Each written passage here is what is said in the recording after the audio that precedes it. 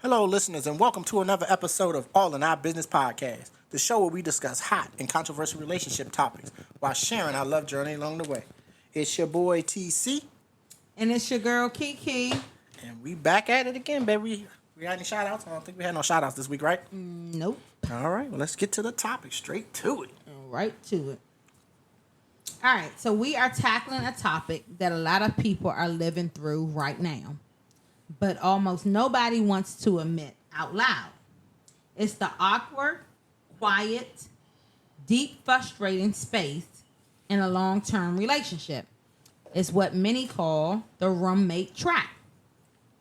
While y'all aren't fighting, nobody's cheated, there's no massive drama. Instead, the relationship just has slowly, quietly morphed into a highly efficient small business. You manage logistics, you split chores, you coexist beautifully, but the passion, the mystery, the butterflies, the connection, they've packed their bags and they left many months ago. Mm-hmm. Today, we're going to look at this trap. How do you fall into it? Why does love sometimes breed boredom? And most importantly, how do you transition back from co-managers of a household to actual romantic partners? Grab your drink, get comfortable, and let's get into it. Sounds good. Let me hit that scripture then, baby. Please do. Song of Songs, chapter 2, verses 2 through 5. Like a lily among thorns is my darling among the young women. Like an apple tree among the trees of the forest is my beloved among the young men. I delight to sit in his shade, and his fruit is sweet to my taste. Let him lead me to the banquet hall, and let his banner over me be love. Strengthen me with raisins, refresh me with apples, for I am faint with love. His left arm is under my head, and his right arm embraces me. I couldn't be more poetic myself. Oh, God. But hey, it is what it is. Thank goodness we have the Bible. Yes. Keep it going. All right. So let's start by validating something right out the gate. Yes. The romantic trap. Mm-hmm. That does not mean your relationship is failing. In fact, it usually happens because your relationship probably has succeeded in building stability. Mm-hmm. That's true. So when you first start to date someone, everything is a question mark. It's high stakes, high adrenaline. Mm-hmm. You don't know what you're going to wear, but you're going to say or what you're going to do, and where you're going to text. Your brain is essentially on fire with excitement, right? But humans cannot survive on adrenaline forever. Eventually, we need safety. Uh-huh. So we move in together, you get married, or you just stay together long enough to establish what? A routine. Right. You learn each other's habits. You start to coexist. You know exactly what they look like at 7 a.m. You know exactly what they're going to order at your favorite restaurant. Uh-huh. Predictability is beautiful. It's comfortable. I don't know about beautiful. Well, it's comfortable. But it's also the number one killer of desire. Think about it. We use our phones, or we use the phrase falling in love. It implies motion, gravity, danger, and excitement. But once we are settled, we stop falling. We sit down, we get comfortable, and that comfort can easily turn into what? Stagnation. There we go. We just stagnant. Just standing there. So you start trading intimacy for administration. I can't stand that. No. I really can't. You really can't. You really can't. I really can't. I don't want to just be a checklist. Right. I don't want to be just that. I want it to be more to it than that. So now you're starting to talk about texting each other. Can you pick up milk? Can you get food for the day? Can you walk the dog? Did you pay the electricity bill? Nah, how was your day, baby? Right. How are you doing? You were so beautiful this morning when you walked out the house. You look good in your outfit. I love the way you look. None of that. None of that. Let me just figure out what I need to get done. Yep. So before you know it, you're not looking at a romantic partner. You're looking at a reliable business partner who happens to sleep in your bed. Somebody sleeping in my bed. My bed. My bed. Somebody's taking my... Okay, baby. Bring it back to it. Okay, so how do you know if you're actually falling into this trap, or if you're just having a lazy week. So let's talk about the warning signs. A lazy week is a lazy week. I understand that. We have those from time to time, but this is ridiculous. If it's to this level, like let's talk about the first thing, the couch routine.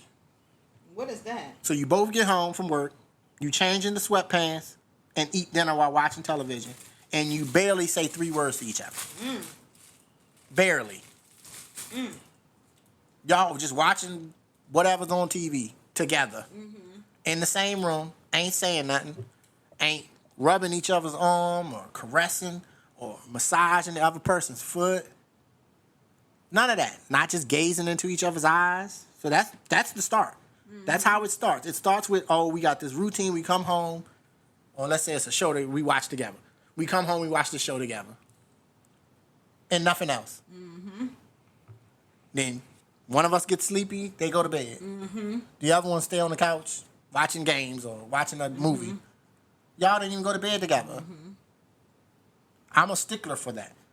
Even if I'm not necessarily tired at this moment, if my baby said, I'm ready to go to bed, I'm going to get in the bed with her.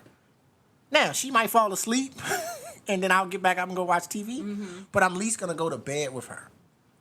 Now, you don't necessarily got to do all that. You don't have to, but for me, I'm intentional with my thought process. If we get to the point where it becomes routine for us to not go to bed together, then when are we going to have any intimate time if we never go to bed together? Because I promise you, if you go to bed before me, you're going to be asleep when I get in there. And there's no waking you up. Now, if I go to bed before you, I might wake up. But 9 times out of 10, that doesn't really happen unless you got something that you're working on or you're doing. And then when you come to get in the bed, I hear you anyway. Right. So that's a difference. But we don't want to get into that routine where we're just passing each other every day. You know, you don't. And then making sure, can you get this? I need you to pick up this on the way home. I don't want to be no chore. I'm not no personal assistant. Right. I'm your man. Right. I want you to look at me like you've looked at me before. I want you to continue to look at me like you looked at me before. And I'm going to continue to look at you like I looked at you before. Right. I'm going to tell you you're beautiful. I'm going to say sweet things over a text throughout the day to hopefully put a smile on your face if you're having a bad day at work. Or something like that. Those things matter, yes, definitely. They do. What I'm just saying is that I don't think you have to go to the extent that you have to say, I have to go to bed with you. I have to always be around you. I have to do that. No, but at the same token, you don't have to say I'm neglecting you as well. I think you can find a healthy balance, a healthy, mid point, so that both people are still getting what they want. Because you have to understand too, and we've dealt with this, that life occurs. You have to be doing things. You have to clean the house. You have to maintain your job. You have to work. You have to do this. You got to take care of the kids. So you have all of those responsibilities. I don't think you want to neglect those responsibilities because you can't, but you have to find a way to still balance that and manage that still with your spouse without putting your spouse on the back burner and making it seem like it's more of a chore than what it is a requirement. No, and there's times where you just go, I'm going to go back in the room and read. I'm like, okay, baby, no problem. I already know you're going to be asleep when I get back there. I already know it. But I'm just going to stay out here and finish doing whatever I'm doing. I come back there, I'm just going to wrap my arms around you and go to sleep because you already sleep. It's no biggie. But you don't want to, whenever, and this is you, and you say this a lot throughout the day sometimes too when we're home, like on the weekends. Babe, come lay with me. I'm not tired. I already know that. I already know I'm not tired. And maybe you probably don't think about it like this. That's your way of asking for intimacy. No, seriously, because seriously, because you like your space. So for you to invite me into your space, that's your form of asking for intimacy, even though you might not even realize it sometimes. You're right. So I try to never turn that down when you go, babe, come lay with me, unless I really got something I'm doing. Like if I'm got a meeting or something, I gotta get. Then I'm going, oh, baby, let me finish this meeting, then I'll come lay with you. But I never try to turn that down because I know that's your form of asking for intimacy. Right. Babe, just come lay with me.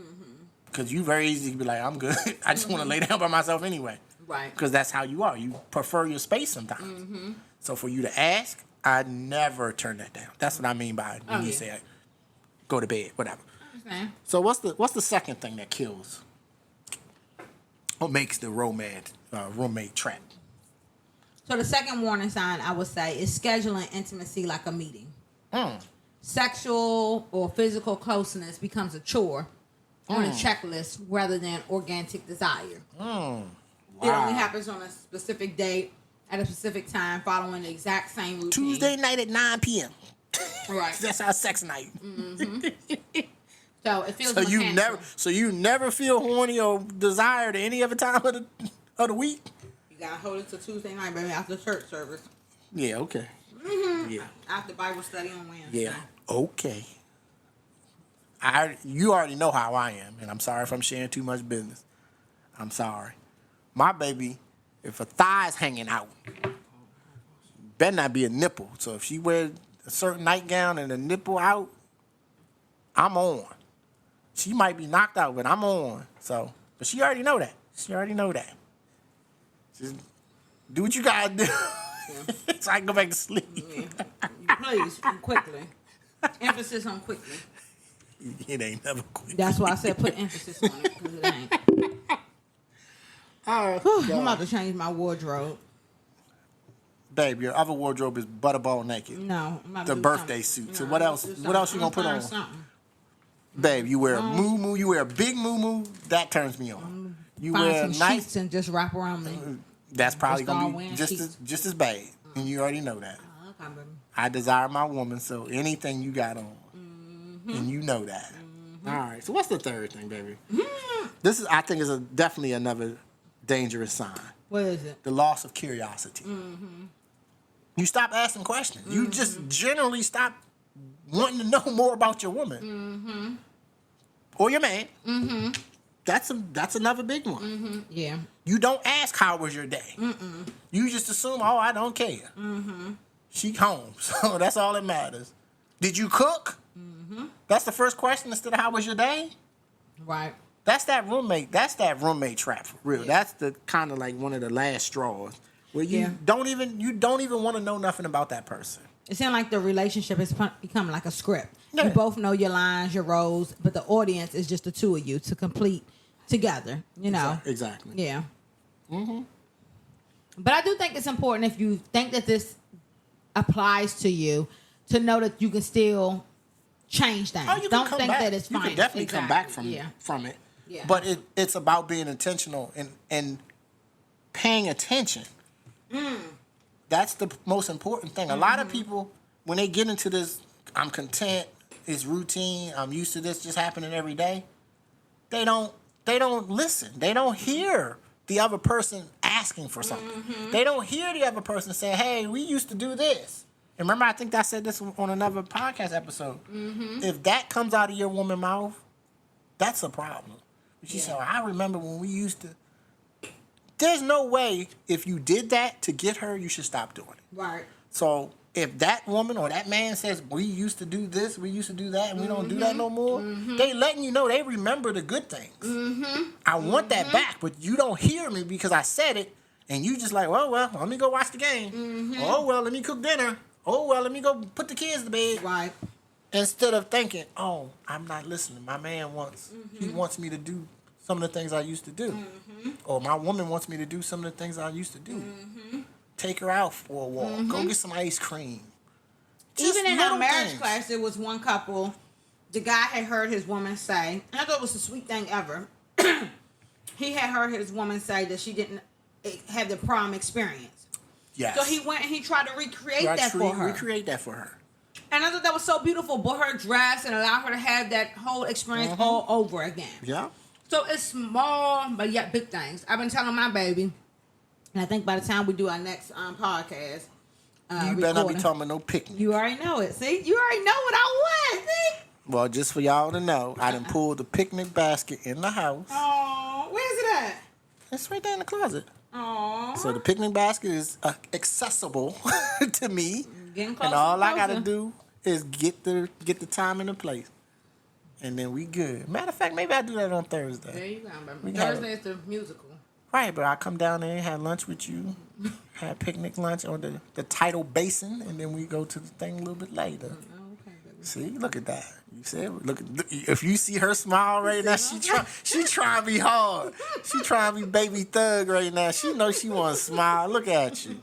Blushing. I got you. I got you. Thank you, baby. So, but no. So those are the three things that we think.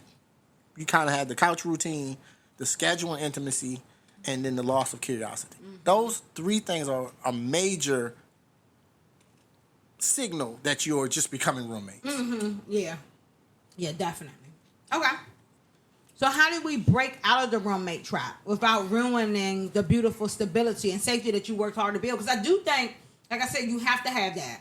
You need stability. You need to know, okay, we got to get home. This is the routine of us getting home. Get home, get the kids down, blah, blah, blah, blah, blah. And then after that, blah, blah, blah. Right. But here, I'm going to use this term loosely. Normally, when you have like a fire safety class, right? They go hand in hand.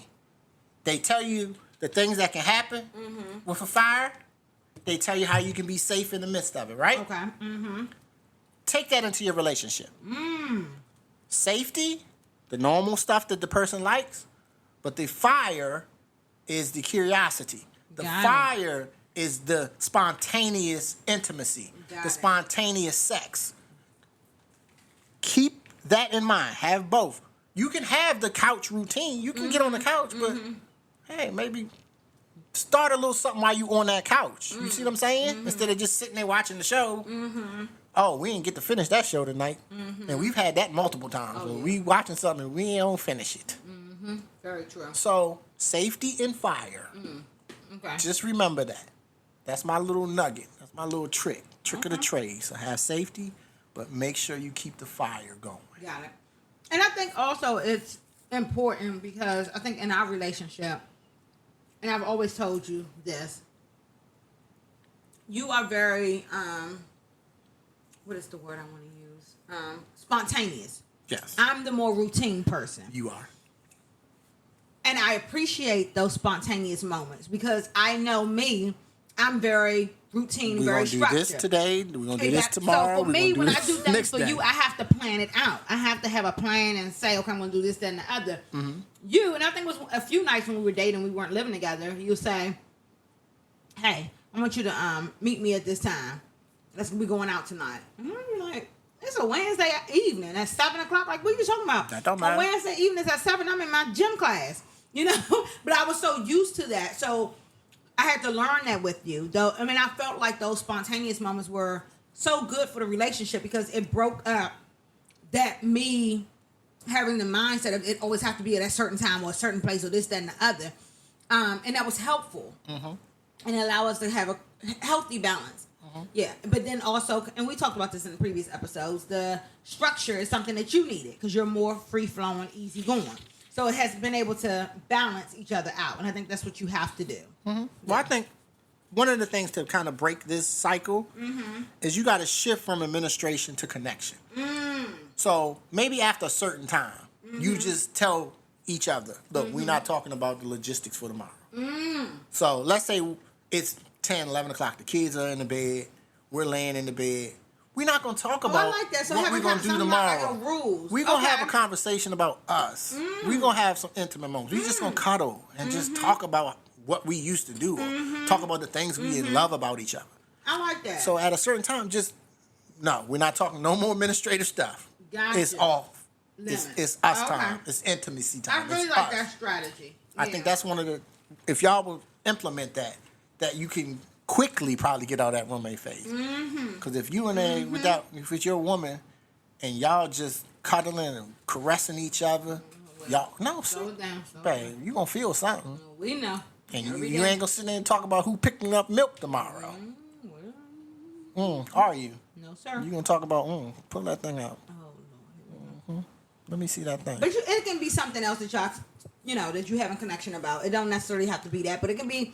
And I think this is a good point just to make sure that you're reconnecting with your partner. Like you can talk about what you're reading or what you're watching or have you been, what you enjoyed. Or legit ask them how was your day? Like no, not just gloss over and give me the Campbell soup condensed version. No, give me the real. What was? Yeah, well this happened and this happened, and now that person who's talking about it is like he really cares or she really cares because she really wanted to know or he really wanted to know. Absolutely. Okay. What else you got, baby? What's another important step to? What else we have? Reintroduce novelty and separation. Oh. Desire requires a little bit of space. I can't desire you and not want to do things. Write it down, baby. You got to put it on our board. That's right. You We see can put that? it on the board. We can put it on the board. Desire requires a little what? Space. But that's not what it means by that. What do it mean, baby? When you are attached at the hip, you constantly know about that other person. Mm-hmm. It's not hard to feel romantic friction if you really know your partner. Mm-hmm. You can tell when I want some. I can tell when you want some. Mm-hmm. But if I ignore it, who feels what? The person who wanted it feels less desired. Mm-hmm. And now they might get to the point where they don't even pursue it anymore. Mm-hmm. That can happen. So you don't want that feeling. Mm-hmm. You never want that. Mm-hmm. It's okay to have your space to miss the person, as they say. Mm-hmm. But you still have to come back to that person. Yeah, you definitely You can't miss them and then just, we constantly miss each other. Right. But I want to say, there are some relationships that thrive and the partners are attached to their hip. There are some, but then there's some that the space is required. Mm-hmm. Like, I'm not gonna put our business out there, but I am. So my baby went to California. Mm-hmm. She took baby girl to California for her birthday as a birthday gift. She was gone for 3-4 days. Mm-hmm. Every day I told you how much I missed you. Right. Every day. Mm-hmm. And you told me how much you missed me. Mm-hmm. And you was like, I wish you was out here with us. Mm-hmm. When we got home, I picked y'all up. I'm sorry to share this, y'all. No, that's enough, babe. Go ahead, son. No. No, I'm just I can't share, baby. No, baby. All right. Well, y'all can kind of read between the lines of what happened when she got back. I'm going to leave it at that because my baby won't let me share. But those moments are the ones that kind of reignite things sometimes because you have a chance to miss each other. So when it says space, I'm not saying, we're in the same house, you need space all the time. No, yes, you do need space. Period. I need space as well. We both need space. I need space to be able to do some things that I like to do as well. But right next to the TV. That's fine. No, I go bowling or whatever. Mm-hmm. But we can't have that where the space is given and then you never come back. Yeah, no. No, there are a lot of couples who do that. They get to the point where everything's about space. Mm-hmm. I'm going to go with the girls today. Mm-hmm. I'm going to go with the girls tomorrow. Mm-hmm. And then I'm going to go to this club tonight. Mm-hmm. Now it's 3 or 4 days where y'all haven't interacted at all. Mm-hmm. So you have the space, but you gotta come back. You got to come back. A lot of people they tend to not come back. Okay. And then the last step. Intentional. We know we love that word. Mm-hmm. Seduced attention. Seduced. You feel me, baby? Mm-hmm. I feel, not really feel you, but I feel you can come over and feel me if you want now. The episode's gonna go left real quick. Very fast. No, but stop waiting for the mood to strike. Stop waiting. I ain't in the mood. When you gonna ever be in the mood? If you always have that thought process. So you gotta create the mood. You have to recreate the mood. Okay. You have to. Okay. You have to, in your own mind, say, my man's sexy as hell. Mm-hmm. And maybe do a little dance for him. Yeah. Or turn on some music. Sometimes for us, we have a playlist and we just turn that on. Mm-hmm. And it gets us in the mood because the songs that are on our playlist, we've done some things to, or those songs make us think about some things to do. You can sit there and rub your head all you want, baby. I'm just telling, am I lying? No, you're not lying, honey. So what's the problem? We trying to help these people get out of the roommate trap, babe. Mm-hmm. You're going to have them in a different trap. We doing maternity. Right. See, no. If that's the spark you need, then so be it. It's all right. But dress up for each other. Mm-hmm. Go out on a date. Like we're about to go to see a play. We're probably going to dress up. Mm-hmm. Go have dinner. Have a nice time. That, okay, it costs some money. Not a big thing, though. It is what it is. Sometimes you got to do some spontaneous things. Right? Yes. Turn off your phone. Put your full attention into your partner. Have a candlelight dinner in the backyard or something. That's beautiful. Treat your partner like you still love them. Yeah. And let them you're feel actively still trying to win you over. And it shouldn't just be anniversaries. Like that is just I crazy. did something for our anniversary. Right. So that person has to 365 days you ain't gonna do nothing else. No. And that's too long of a gap because you got, what's the names? Keisha, Lisa, Tanya, Rana, Cassandra. All of them can feel. Okay, DMX. You forgot Brenda. Oh yeah, don't forget Brenda. And then there's so no, all of them can feel them other days for that person. But you never want that person to feel like, oh, it's somebody I want and now they don't matter. They don't matter to me. No, they should always matter to you. They should always be important to you. You should always make them feel special. Who wouldn't want to do that? Yeah. That's how you get out of that trap. A question: can a new relationship still fall in a roommate trap? Oh, fairly quickly. Oh, okay. Fairly quickly. Did you ever feel like in your 19 years you ever went into that trap? Oh, I'm sure I had that roommate phase every once in a while. Oh, okay. I'm sure I did. I can't remember off the top of my head a moment, but I'm you sure I did. You the one who likes to. But I'm the spontaneous one, so I was the one probably trying to initiate stuff. Yeah. To get y'all out of that. To get us out of that. Because I always felt like I don't never want her to feel like she's not important to me. Ever. And keep in mind, I was working my regular job, working as an AD, and working a part-time job. So I probably didn't have a lot of time to be. And your kids were younger. And my kids were younger. So as I said in last week's episode, I always made sure I was there for my kids at all their sporting events and all their plays and all. I was always there. So if I can find time, and I probably don't have any time, why can't you? Right. Everybody can do it. You have to be intentional about what you want to do and how you want to do it. That part is true. If you really want to do something, I've never seen somebody who really want to do something and they don't do it. But that just tells your partner, oh, I don't care about you. I don't want to do nothing. I don't want to make you feel special today. No. I don't want to put on a nice lingerie or something and come to bed. I don't want to do that. Right. I just want to put on some old dingy sweats and get into bed. No. Every once in a while, right, throw some heels on, and it's okay. You'll be surprised what will happen in that room that night. Even if that man is mad at you or if that woman is mad with you, guess what? She'll be like, oh, okay, I guess I can let it down tonight. Okay, no problem. All right. Hey, baby. Hey. And then guess what? That sparks tomorrow.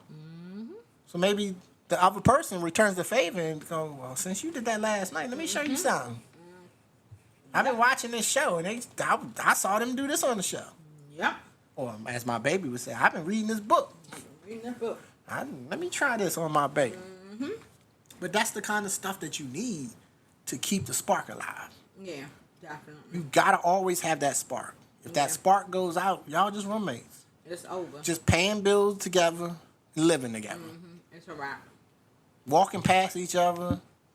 Like we saw it in the movie Brown Sugar. Remember at some point in time they became roommates.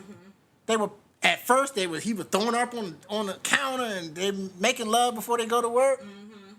It got to the point where she poured his coffee, right. He poured orange juice. Right. They drink it and both go out. Give themselves a little peck. Because they still love each other, but they get a little peck and then walk out the door. They became roommates. Right. Yeah. You can't do that. You never want to feel like you're a roommate. Because it's not a healthy relationship. It definitely is not a healthy one. All right, baby. We're going to get to this quickie. All right. Before we get to the quickie, I want to ask for you to complete the sentence. Okay. All right. The sentence is, you know you've fallen into the roommate trap when a date night consists of what?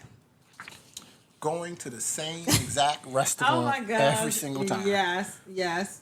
Like there are so many new restaurants out there. There are so many different kind of foods. Right. Or your partner already know. Okay, yeah, you going to this place. Right. You doing this. We going to IHOP. Right. We going to IHOP. Right. We going to IHOP. We went there last week. We went there the week before that. So now it's routine. The whole thing. We literally falling into the routine and we're out. Yeah. Yep. You're going to order the same thing. I already know that. Yeah. Instead of, oh, this new restaurant is just open. Yep. I know it might be a little expensive, but can we try it, babe? And I promise you, if I tell my baby that, she'll be like, oh, yeah, we can try that. What they got? They got crabs? They got, oh, yeah, we can try that. We going there. And she'll find something on the menu. But if you constantly do the same exact thing every single day, it gets boring. Yeah. It really does. It really do. It gets boring. I'm like, what is this we doing? Right, like we did that yesterday. Not this again. So, you have to be intentional about what you do, why you do it, in order to show that person, I still love you. I still adore you. I still cherish having you in my life. I don't want us to get into that roommate phase where we just check in a box of the things we did for the day, and then that's it. Right. We go to bed and just go to sleep. We don't even cuddle. Right. You see couples like that, they back to back in the bed. Yeah. Now, don't get me wrong. Yes, sometimes my baby gets hot. Sometimes I get hot. We might not cuddle the whole night, but we damn sure gonna start cuddling. Yeah. Now, middle of the night, she might roll over. I might roll over. But we damn sure started cuddling. One, my baby smell good when she get in the bed. I ain't gonna lie to you. My baby be smelling good. I love the scent of her. So I love getting in the bed and just smelling her. Because she be putting all these oils and stuff on before she get it. She be smelling so good. Thank you, honey. And I love it. So I got to the point now. What I do now, baby? What you do, boo? I put cologne and stuff on before I get in the bed, too. Yes, I be trying to smell good for her. You do. Before, I wouldn't have done that. I was just like, take a shower, get in the bed. I'm good. Yes. Now I'm spraying cologne on. The other night she said, oh, you smell good. I did tell you that. And got some activity because of it. Thank you, Jesus. So you'd be surprised. But seriously, that's not routine. That's something that I wasn't doing before. Right. So it was outside of the norm, and you probably recognize it fairly quickly. Like, Right. oh, this nigga putting cologne on every night when you come to bed now. Hello. Right. Knock, knock. Open up. Yeah, so that's part of getting out of that phase. You will never get into that phase if you continually try to do new things. That's true. Or spark. No. Continue to spark. Keep the spark alive. Yeah, definitely. All right, now what's the quickie? All right. You got two options, so we're gonna post this one for sure this week. So, which kills the romantic vibe faster? A. Option. Okay, you can go ahead. No, go ahead. Option A. The immediate transition into sweatpants at 5 p.m. once you get home. Lord. Or B. Talking about bills and chores while trying to cuddle. Which one? Which A or B for you? Definitely B. Definitely B. And we're trying to cuddle and we're creating an atmosphere for some intimacy. And you start talking to me about some bills or chores, it's gonna bother me. Okay. Catch me before we get in the bed. Got you. For that stuff. I understand. Okay. Now for me, I probably would say B too. If we're cuddling and I start talking about you, first of all, you don't want to hear what I'm about. I don't. And then, especially while we cuddling, you definitely. I just want. So I gotta catch you way before we even get close to walking to the bed. You better text me during the middle of the day. Yeah. With all that foolishness. Yes. See? But no, so definitely probably B for me as well. Talking about chores while cuddling, because I think that cuddling part is the most important thing for me. It's what I love. I love that physical touch. Yeah. So I think that. Now I was gonna venture to say A, but the sad part about that, it don't matter what you put on. Right. I find you attractive anyway. You can have sweatpants on, and you've done this, and I hate to put your business out there. She loves to wear my sweatpants. But she looks good in my sweatpants. She looks good in my T-shirts. Don't say nothing else. I was going to share the other thing, but let me not share that either. Cut you off all day today. But she looks good in whatever she puts on. Boy. in my opinion or in my eyes. Thank So you. it doesn't matter what it is.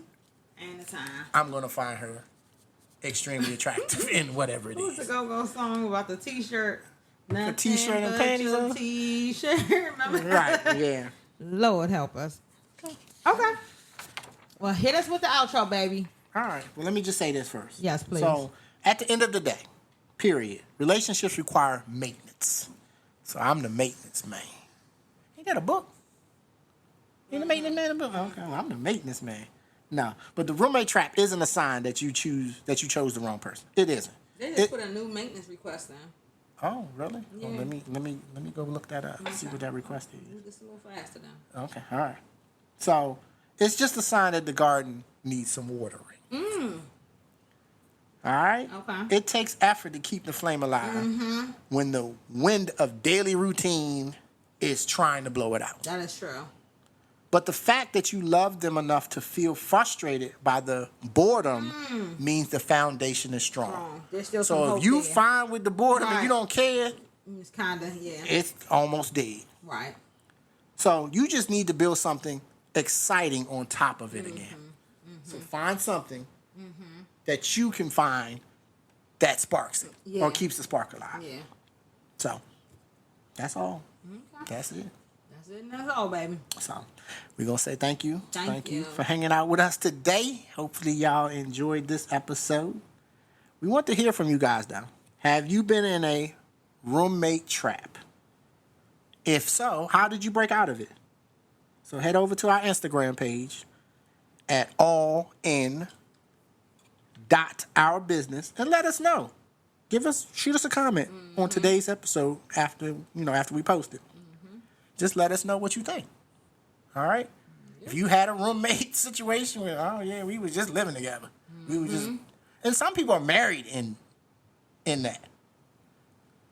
Yeah. So just imagine, oh, we dating and we in it. But there's people who've been married for a couple years and they just in that. Which is really disheartening. Right. You would think they would have more to their marriage than just the chores and what needs to be done administrative-wise. Right. So, but check us out next week. We got another one we about to discuss. We call this one the midlife pivot. Midlife pivot. So you find out you've been married to this person, and then maybe all the kids grow up, and now you don't know who this person is, or they just completely did a 180 and flipped on you, and now you're like, "Oh, this is not who I married." So some people go through that midlife crisis where they just snap and do some things they just never did before. Right. So we touching on that next week. So stay tuned. Stay tuned. We love y'all. Thank y'all for listening in again. Peace.